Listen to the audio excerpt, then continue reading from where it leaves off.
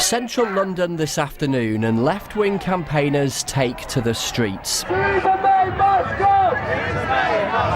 I think people have seen Brexit's an absolute mess, the shams this government's making of it, but really what we're saying is the most important thing is to get a general election, because then people can actually have a say on everything. Securing a general election isn't straightforward, but the Shadow Chancellor was also here to make the case for it. The only solution to austerity, the only solution to tackling the threat that Brexit poses is a general election, and the election of a Labour government. This demonstration here wasn't primarily about Brexit, but this gathering, like others, is about seizing a political opportunity.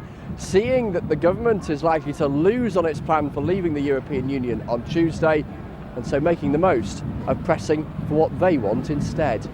170 miles north in Sheffield, another crowd with a cause, this one wanting another EU referendum. But what would be the question? The obvious question to ask is about the two deals, the two propositions that are actually on the table.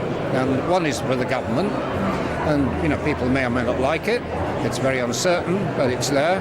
And the other deal is the one we already have with the European Union, in my view much better, but let the people decide that. The government's implacably opposed to delivering what people here want, and its supporters are still trying to sell its plan. Clearly there's a lot of people coming out that are complaining about the deal for one way or another, but nonetheless I still think it is the only game in town. It's the thing that actually gets us out of the political institutions, stops paying so much money in, ends freedom of movement, allows us to start the trade deals, which is why I still encourage people, if they want certainty, this is the way to do it.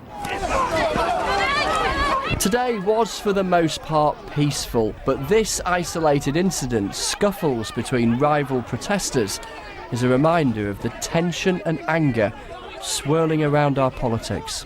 Chris Mason, BBC News.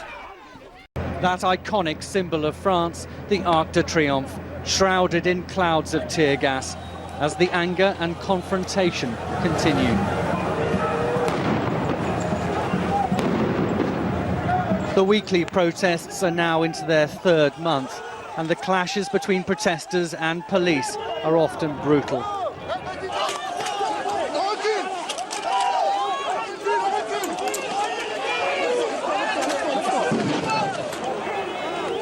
We saw a number of injuries as the police attempted to clear crowds from the centre of the city.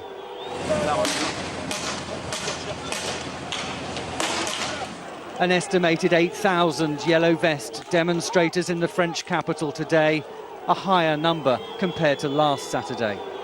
Despite government concessions, tax breaks and a rise in the minimum wage, the yellow vest movement is not fading. The reasons behind the rage on the streets haven't gone away. Énormément de taxes. This woman told me taxes are too high, and she was here to fight for her children and her grandchildren. Yellow, we're here, and later again, next. Yes, of course. Every week? Every week, if we can. Every week. Calls for political reform, for President Macron to resign, are being echoed around the country. In Bourges, in central France, thousands defied a ban on protests. In Strasbourg, marchers gathered around the European Parliament. Within the Yellow Vest movement, there are demands for France to leave the EU. This evening in Paris, the police are still trying to contain the protests, attempting to clear the streets after another day of fury in France. Angus Walker, ITV News, Paris.